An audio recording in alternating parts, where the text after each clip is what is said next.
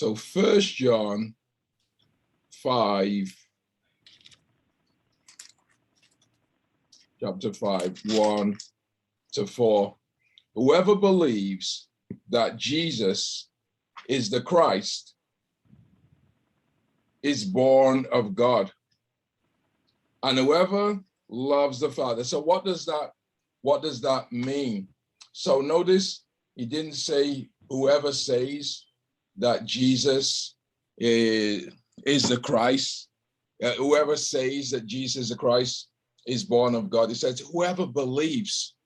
What is the point there? Is that our belief system is what gives us access to victory. It is what gives us access to our victory. But if you are born of God and you have Christ inside of you, you already believe, right, that this world system has been defeated, because all of your problems, everybody's problems on here is because of the world system. Whether you say that you are an addict or you weren't, all of those problems that everybody said that they had, that they got prayers answered, they're all because of the world system. And so whoever believes that Jesus is the Christ is already victorious over the world system. Well, why doesn't it seem like I'm victorious? Because you don't believe it. That's the key. You have to believe it. And it can't be sometimes. It's almost like a lock. It's like this lock inside of your heart that you get settled once and for all. Like it's like turning a lock. You know, when you turn a lock, if a door is locked, that door is never, ever, ever gonna be open until it's unlocked. If a belief is locked, right, it's never, ever, ever gonna be unlocked until you don't believe. And so that's what we've got to treat this faith like. And so here's the key thing I'm gonna say to everybody here is, don't try to overcome your problems. Try to believe that Jesus is the Christ, and that will overcome your problems.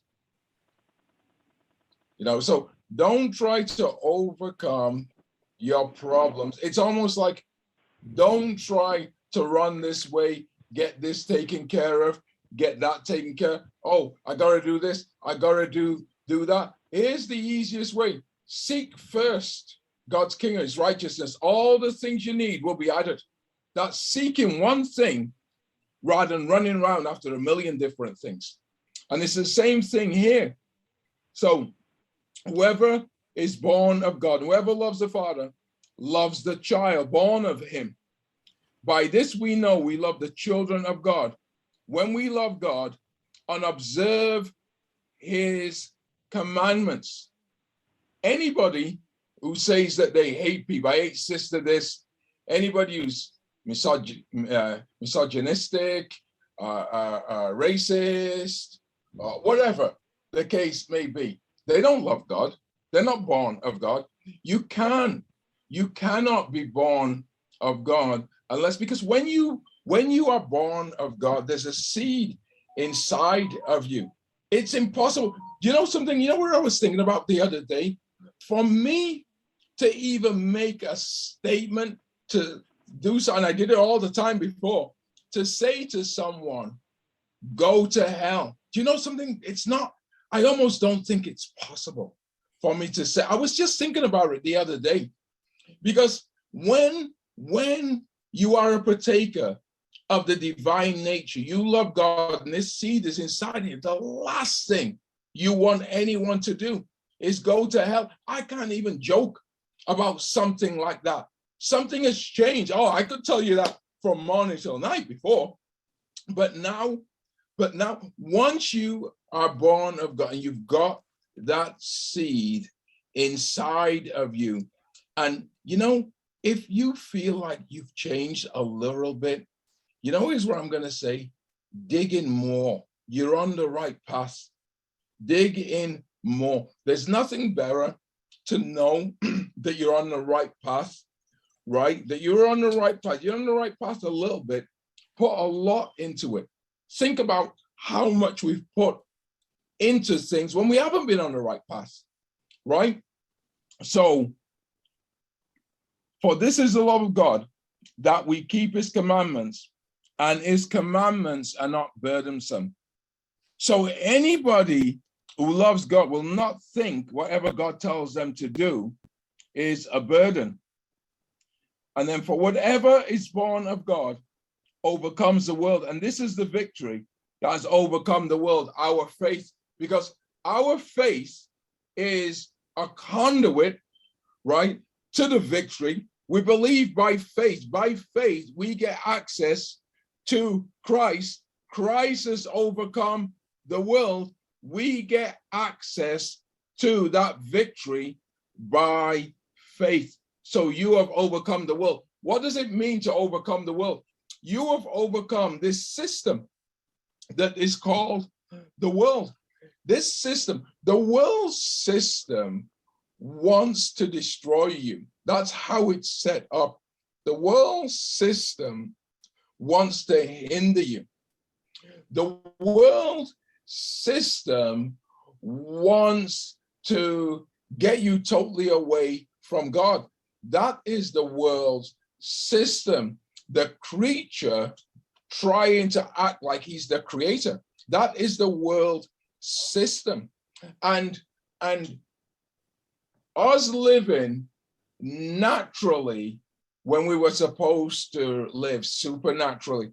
Of course, somebody is going to have anxiety if you are not connected to God. You think about it. You come into this world, this big, humongous world. You're away from God. We live in a little state, the smallest state. You still need a GPS to get around this state. So you think about it. You have no GPS. You come into the world, don't know your mother or father is, boom, create some meaning in your life. You even think about that. It's absolutely nuts. And you know something? You know what then? What each and every single one of us has done. We have almost, I say almost because we're all alive here, but almost destroyed ourselves trying to find meaning. That is it. But you know what's overcome the world is by faith. We get connected to the author of meaning, who brings meaning now into our lives. I don't want to kill myself today. You know why? Because I found meaning. I have found meaning, and all of the pain now is meaning. It's great to use my pain to help you guys. There's meaning there. One of the worst things you can do in life is to go through life with pain or pleasure, with no meaning. Who was it? What did Solomon say? It's all vanity. It's all nonsense without God, right? It is all nonsense. Why do I say this? I just say this, folks. I want you to step up the pace. Or what did I say last week? Yeah, I used that Eagles song. Take it to the limit. One more time, and one more time. They say one more time and time again. I'm going to say time after time. Take it to the limit. Take it to the limit. Really, you think about it. We've taken sin to the limit. I know I have. I know some of you guys have. So let's take this walk down. We know we have got the victory. Connection to Christ is the victory, right? Many of us here, we thought connection to a bottle was a victory. Connection to a bar stool was a victory, right? Right? Many of us thought connection to a donut was a victory. Connection to a gambling machine was a victory. Connection to snorting whatever up our nose was the victory. Connection to having sex was the victory. No, connection to Christ is the victory, the tried, true, and tested victory. What we were doing wasn't tried, true, and tested. We were just experimenting. Thank God the hand of God was on us to save us from our own crazy decisions, right? But now this is the victory in overcoming the world. Understand one thing. Now we are going against a system that tried to destroy us. And one thing that I know is nobody has seen what their life could possibly be. Now being connected to that victory that overcomes the world, right? Overcomes the world. You do not need to worry about anything when you are connected to the victory. When you're not connected to the victory, you need to worry about everything. You can't sleep with one eye open. You cannot. But when you are connected to the victory, you know everything is gonna be okay. You know what? He has a plan over there for you. He has a plan over there for you so that you can rest in that over here where you are. He has a plan for you. He has created a place for you so that you can have peace now. It's horrible to think that we're left to our own devices to create a place for us over there. No, it's already been created for us. And you know what that should do? That should cause us to rest. You know, we have to read this scripture, right? Just exactly as God intended us to, in a practical, everyday way. You know, the same God yesterday, today, and forever. You know what that means? You can rest in those promises of God from now until the cows come home. You can't rest in what your siblings tell you, your mama, your papa, because they can change. But the same God yesterday, today, and forever, you know, when Christ says he's gone to prepare a place, you can rest in that. No, it hasn't been foreclosed. It will never be foreclosed. That place is going to prepare for us. No, it will never be. No, it's not under construction. It's constructed. You can rest in that. This is the victory. We have victory over Satan for the simple reason being is that we have something that is eternal. You know what eternity should do for us in the present? It should give us rest. It should give us peace. Because I know a God that can take care of me for eternity, please, in this temporal realm. Yeah, however, if I live to be 200, that's a drop in the ocean for God. So if God can take care of me for eternity, you know what I should have? I should have the victory now in history, that I can have peace. I can have joy. I can sleep like a baby till tomorrow and be more productive tomorrow. I can have more joy. I can have more energy. I can have better thoughts. I can truly, truly plan because my future is not bleak. You know, the one who created all eternity has our future in his hand. What was bleak is when we were trying to handle it ourselves. This is the victory that overcomes the world, our faith. You know, one of the most bleakest things you can do is to have the entirety of your faith in yourself. In yourself, you have no control over the next 10 minutes. Many of us, I mean, how many people have died of COVID? I don't even look at the numbers anymore. It's too bleak. None of those people, before COVID came, none of those people thought that they were going to die of COVID. Didn't even know what it was. What's COVID? And they died of it. You think about that. You think about that. None of those people died of the Black Death. The Black Death cleared out 50% of all of Europe. 50%. You imagine that. 50% of the whole continent of Europe.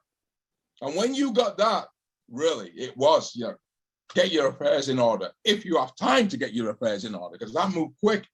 The point that I'm trying to make is nothing is certain here. Nothing is certain here. It's insane to think a couple of years ago, we didn't even know about COVID. And look what it has done, young and old. Underlying problems, no underlying problems. So we have to take solid and put our trust in the victory, because don't forget, here is not certain, but over there is. So that's what we have to rest in. And in order to have peace, you can't rest in here now. You got to rest over there. There's people who work their entire life for their retirement and they don't even make it to retirement, but you're going to make it to eternity. So rest in what's sure.